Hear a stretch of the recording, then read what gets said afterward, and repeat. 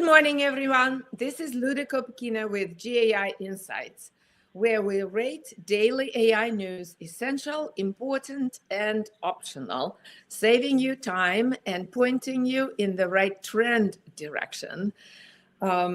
Today, I have Adam, Tim, Ankaj, and our wonderful guest, Ram Katamaraja. Ram is an entrepreneur, a speaker, a writer, very versed in AI news and techniques, and we are very excited to have you with us, Ram. Thank you. Good morning, everyone. Good morning. All right, we have Ankash is with us, as always, to present a great set of articles that he finds out there. So let's proceed. We have a great set of articles today. Ankash, please proceed with. Thanks, Luda. I cannot get this screen, guys. Okay, go ahead, present the article. Sure, Luda. So the first one that we have for today comes from OpenAI, and they have launched a new feature in ChatGPT, which lets users assign ChatGPT traits like Chetty and Gen Z. Yes, we have Adam on this one, right? Oh, no, Ram. I think Ram's starting us off. Ram is starting us off. Please, Ram. All right. Good morning, everyone. This is a very interesting feature where usually, like when we are using OpenAI, we are trying to give it some personality. So this feature allows us to set a personality of our own type and see how we want the responses to come through. That's what I understood. The feature is not fully live yet. I think they said they're going to, it's coming in, going out, but it's getting released pretty soon. From a leader standpoint, I think it's not really important so it's optional for a tech leader standpoint, but from a user standpoint, it can be a very interesting feature to use when you're using ChatGPT, and it's also gives a way to customize to your own personal needs. In general, how you want the ChatGPT to respond to you and the content that it should produce, the type of content that it should produce. So you're putting it as optional or important? So I'm between. I mean, I can be persuaded to be important, but I feel that it's more of an optional from the IT leader standpoint. Okay. All right. Adam, what do you think? So, Ram, I actually already have access to this feature, so it is available. Okay. It just might be getting rolled out. And it's really a parlor trick, right? They already had custom instructions. You already had the capability to give the model all of this information. They've just organized it a little better, and they're promoting that. So I consider it optional as well. Tim, optional, what do you think? Optional, yes. In fact, if anything, what this underlines is that OpenAI is going to follow the Google and active surveillance model. They just want to know more and more about you. It's reasonable at one level, because if you want these tools to work for you, the more they know you, the better. But what are they going to do with that information? I don't think it's going to be, we're just going to use it to help give you better answers. I think they're going to use it for profit. Yeah. Okay. Optional it is. Let's proceed, Ankaj. Okay, the next one that we have comes from Google, and it talks about Vertex AI RAG engine. Yeah. As always, Google is playing catch up, but in a very well defined and articulated, comprehensive way. What do you think about it, Tim? It's nice if you're a developer interested in RAG in a Google shop. This is essential for everybody else. This is, as you said, this is catch up. This is something that Amazon's had for a long time, and Microsoft has something close enough to it. So it's well explained if you're a developer wanting to use RAG, but beyond that, it's not that exciting. So optional. Okay. Adam? Yeah, agreed. This is stuff that the other foundation models and their infrastructures offer. So it's a bit of a catch up. It's great news. If you're a Google shop, you've probably been waiting for this and wondering whether you were going to have to switch somewhere else because it wasn't here yet. But it was something that could be done before. It was just a much more complex thing to build.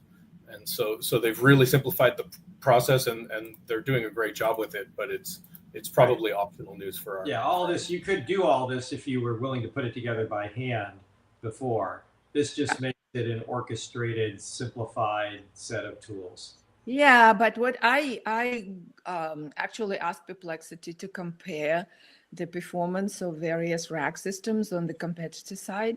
And what was surprising, that in terms of performance, Vertex outperformed pretty much the leader quite a bit. Answered 55 questions in 1 to 2 minutes compared to OpenAI RAG assistant that took over 30 minutes with the same questions. So, and also comprehensiveness of the customization that you can do, the different components that you could assemble into custom ways.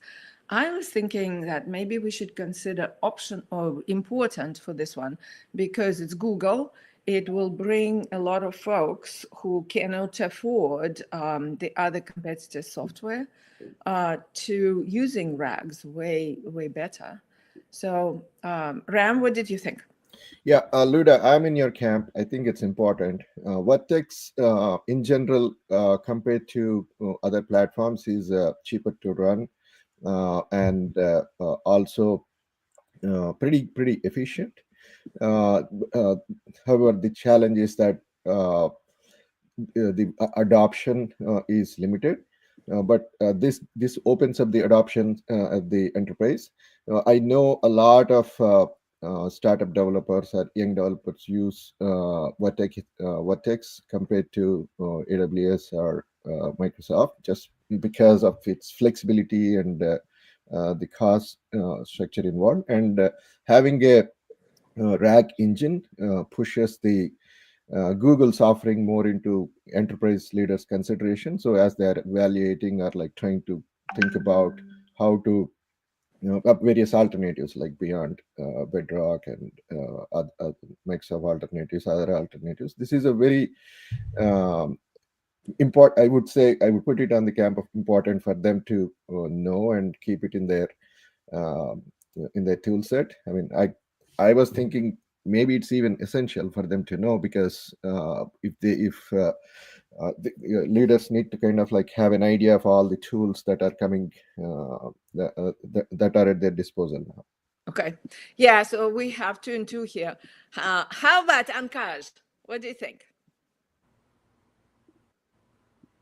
Yeah, I think, Luda, I'm in the important camp. This article provides very good explanation of the RAG engine itself.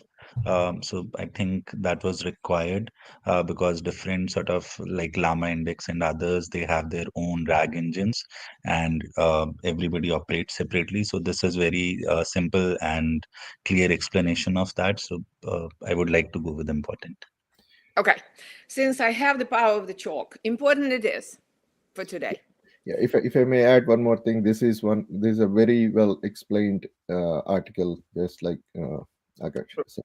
Okay, let's proceed, Ankaj. Okay, the next one is a research paper titled Codex Embed, a journalist embedding model family for multilingual and multitask code retrieval. Adam, you got the heavy lifting here, the research article. What do you think? Yeah, it's cool stuff. There's some innovative things they've done to make it what it is, but at the end of the day, it's that these small models that are fine-tuned for coding continue to get better. And I will continue to expect that the newest ones will always have better performance at a smaller size. And this one has certainly done that again. Along with a larger, I should put in quotes, because the large model is only 7 billion parameters, right?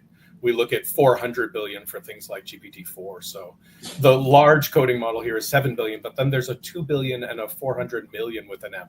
So these are very small models that perform extremely well for helping with text to code code to code as well as code to text. And it's actually a model that's built and trained to speak those languages. So it's some pretty cutting edge and innovative stuff. I might give it an important, and teams would want to pass it along to their devs who are looking at what they're using as coding assistants. But I was kind of on the fence between optional and important. Yeah. Okay. Tim, what did you think? I think, you know, I'm a hard grader. I think optional. It is interesting. It's really taking advantage of NLP specifically focused. So this is just domain specificity, really concentrating on code as a specific thing. I think a lot of people are going to do this.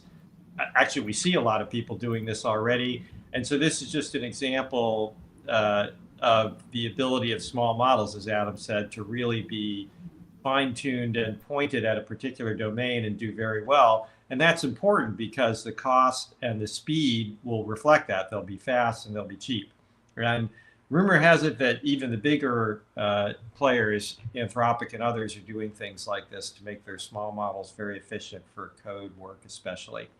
So I think interesting, you know, again, if you're a developer, maybe worth looking at. But again, it's research right now. It's you'd have to put this thing together on your own. This is not like something you can buy and just install. So I think optional for the moment.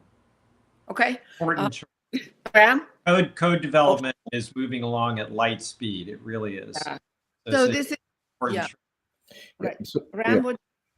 I agree it's optional. This is something for people who are in the business of coding. It really should pay attention to all the developments that are happening here. The legacy, like whenever new technology comes up, legacy modernization comes to the forefront, and people talk about technology debt, etc., and the debt keeps building up, and the legacy modernization is usually an elusive thing.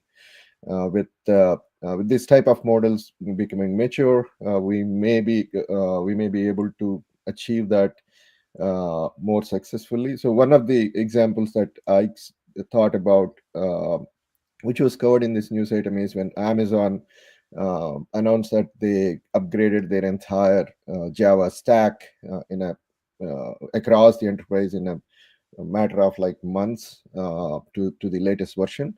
So that was like a very groundbreaking. It's an amazing effort. So Yeah. This is definitely something to continue to pay attention to, because individual businesses will have their own, and domains will have their own specific needs. These small learning models will potentially get you to that idea of like getting rid of legacy debt. But from at this point of time, it's optional. Okay. Optional it is, even though tremendous effort specifically for code, to find the snippets of code, to create documentation, to put together the reasoning about the code. It's an amazing effort, and that's should be very noteworthy, but optional for the AI leader. Let's proceed, Ankash. Okay, the next one that we have is from Amazon, and it is a case study about how BQA streamlines education quality reporting using Amazon Bedrock. Okay, this is Ram. What did you think, Ram, about this Bahrain, I think? Application. Yeah, so it's a interesting use case in the public sector. I feel that it's an important article to highlight for leaders who are in the public sector. Usually, public sector is a little slow moving.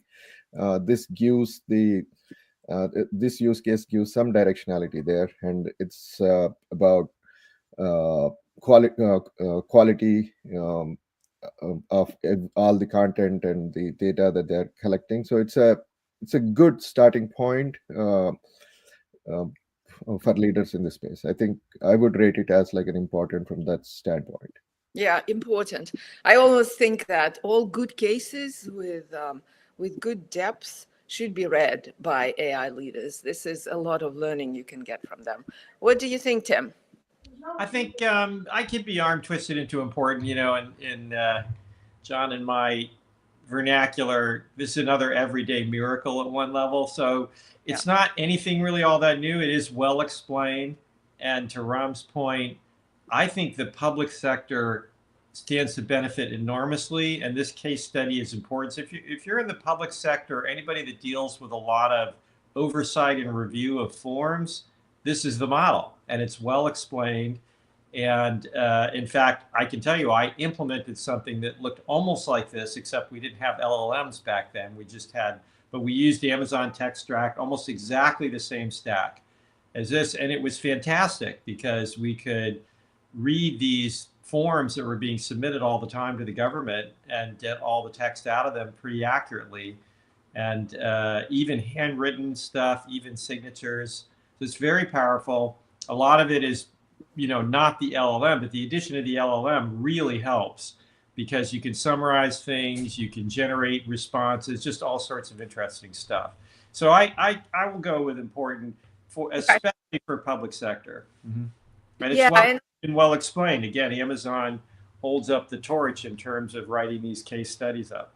Yeah, and it is also a case of mass summarization, right? So not only they parse and get the input right, but then they go against all the other information that they have accumulated so far to rate it, and the rating is also well explained. So it's the full system that is actually a good set here. Okay, yeah, also important. How about Adam? Are you okay with important? Yeah, no, I would definitely support that. Imagine if you have caseworkers and they're writing up notes and you want to make sure that they're adhering to consistent standards, or you have doctors taking notes from visits with patients, or police writing up crime scenes, or, I mean, all of these, I think horizontally, there are so many ways you could apply this that it's important to think a little bit outside of the box about how you could leverage a use case like this. So I think there's tremendous opportunity, and it is very well articulated and written out. The only real challenge I had to it, which had me considering optional, is for a case study, it doesn't actually give you many numbers in terms of results. Right. They have some metrics at the end, and it's anticipated success metrics. So it's sort of, I felt like maybe they were jumping the gun a little bit on bringing this case study to market. And if they, but it is important insights. And I know Amazon is on a bit of a warpath right now for getting the word out there. So I think it's important. Yeah, okay. If I may add, yes, I agree with Adam on it. But the thing that my argument is really from public sector standpoint, things move slow, right? So this is like a good starting point, like this is a case to make in a public sector to the leaders and say, hey, we have these problems and we can bring Gen AI. This is a use case for that. And Proves agrees with you. So thank you for your opinion. All right, important it is. Let's proceed to the next one. Akash, please. Okay, the next one comes from Sakana AI, and it talks about Transformer², which are self-adaptive LLMs. Yeah, I got really excited about this article that comes from the Japanese company with 3 founders from Google, and they are really pushing the envelope here. Tim, what did you think? It's very interesting. I think it's ultimately optional. I'm kind of on the border, but this is research and shows some interesting promise. But we'll have to wait and see. I mean, it's just unclear how it will actually work in practice, as we say, versus in theory. But the theory is pretty good. This is, my old colleague Danny Hillis, who's a famous scientist. He's the guy who invented massively computing and founded the connection machine architecture, and built the 10,000-year clock, among many other things. Anyway, Danny calls this, which I like. He says, AI right now is just human intelligence on a silicon substrate. So we're just mimicking, which is what we tend to do with new technologies. We mimic the old technologies. So this is a mimicking of what brains do, which is, we turn on language centers when we're talking, and we turn on vision centers when we're looking. and we turn on other centers. So we have very, very broad capabilities, and neurons are generally neurons, but they are organized into higher level hierarchies. And some places are more important than others for specific tasks. And that's what they're really trying to imitate here, so that you can poke the brain, if you will, at specific spots that are oriented towards different tasks and change the weights dynamically to point more at those tasks. So it's a little bit like prompt engineering on steroids, but a little bit more than that. But again, it's probably going to be pretty effective, but this is just a research paper with some early results. So we'll see how effective it is. We have little mimics of this already in Mixture of Experts and things like that. But this is a deeper approach to the same idea, which is, and has advantages if you can do it that way, because as in the human brain, if you can focus on a specific part of the brain, it uses a lot less energy. So it's the idea of not only being potentially more effective, but also saving a lot of compute power and energy, because you're only using a very, very small part of the overall capacity of the model. But at the end of the day, optional. Ankash, could you scroll down a little bit to the gears, the different gears picture? Yeah, okay. I was going to make a case for essential, but let me, Adam and Ram, what did you guys think? I want to hear your case, Luda. Okay. So the case is, I feel this is way the next level. This is a framework, granted, research, granted, results are stunning, actually, and they're beating the state-of-the-art LoRa technique on the runtime optimization. This is runtime optimization on steroids. So they classify on training time into these gears, right? So where the various weights are important for solving predefined sets of problems like math, code, chat, and the like. And then at runtime, they use those predefined vectors and combine them to actually optimize the particular response, right? So this is a new framework that leaders need to be aware of. They don't necessarily need to go into the underlying paper that explains it, but this is quite approachable, meaning in terms of how it's laid out, and discuss it. And also, Ankash, if you scroll down to the results, it is stunning what they've done across the board, right? On all the parameters. So I feel that the leaders need to know about it. That's why it's essential. Now, Ram and Adam, what do you think? Optional, essential is a big thing. So from my standpoint, I'm with Tim. It's optional for a leader, AI leader, because this is not something that they're going to do anything about.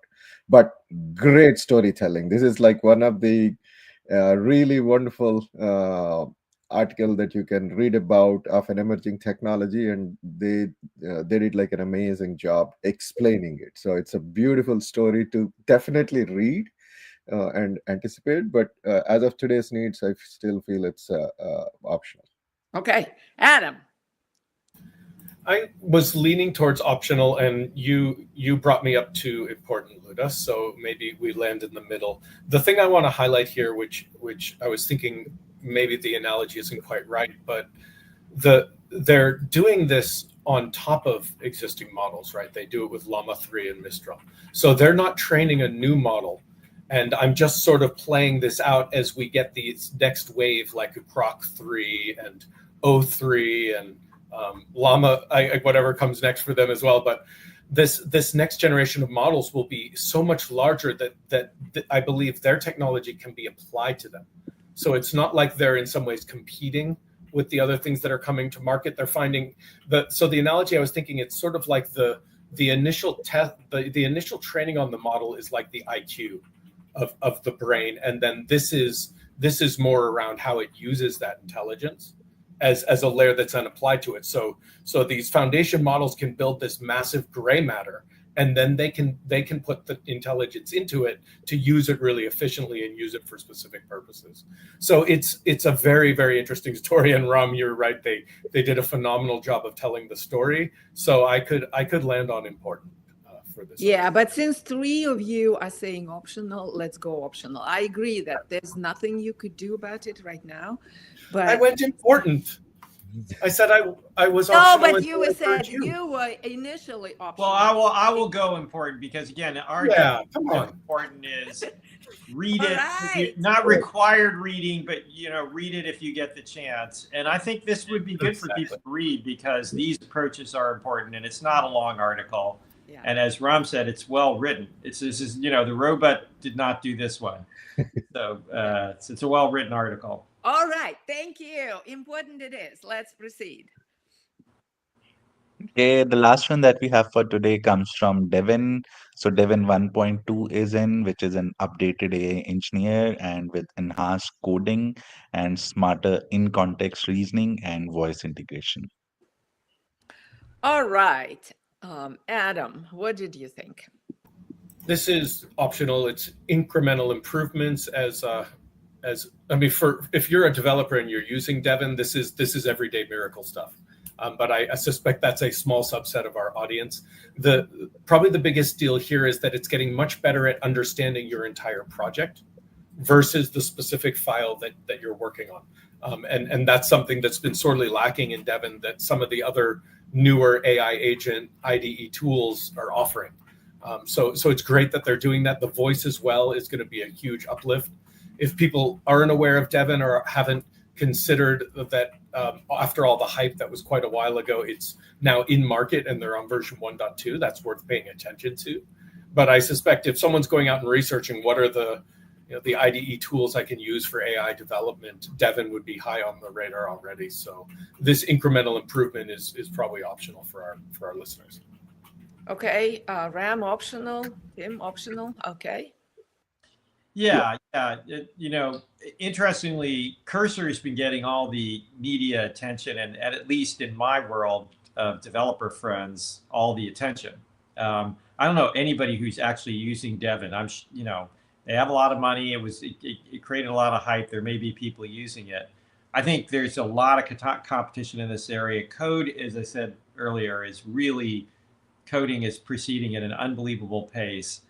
And the real question is, is it going to be a winner take all, like one company dominates, or will there be a bunch of companies that all do well here? And I don't know the answer to that question. We'll find out. I think there are a lot of possibilities, including that OpenAI and Anthropic and the big gun will also focus on this because it's concrete and people will pay for it right now. Yeah. Microsoft is all over this. There's just a lot of energy in this area. And I think for good reason. It's very valuable and proving very successful already. Every developer I talk to, every single one, 100%, including me, uses something like this. Either uses Cursor or ChatGPT or Anthropic or something. There's nobody who's sitting down anymore at an IDE and just writing code. Nobody, as far as I can tell. Yeah. Okay. Ram, what did you think? Yeah, it's optional. So one of the things I was a little disappointed with the article is that it's just narrative of like the new features. It would have been like nice if they actually gave some use cases, like similar to like how Cursor is like hyping things up, right? So it would have been nice, but that was like kind of missing. It was disappointing. But yeah, optional. And a couple of other tools that they mentioned in the article are like Magic AI and Poolside AI. Something worth kind of like checking out if you are in this space and like using the tools. But it's an optional. Okay, optional it is, even though, Tim, they do mention that there are a whole bunch of enterprises using the platform. Yeah, but we all know how that story goes at the beginning. You can sign up a bunch of customers at the beginning, and forever skeptic, Tim. Okay, but optional it is. Let's get the final ranking. Ankash, please. And again, I can't see it. Okay, so we have 3 optional and 3 important for today. Thank you all. Thank you for your comments, listeners. Have a great holiday for the ones who are taking the holiday, and a wonderful, in our case, snowy day. Yeah. No, yeah. no learning lab tonight, right? No learning lab tonight. And happy Martin Luther King Day for those in the U.S. Yep. Yes, and Inauguration Day. Thank you.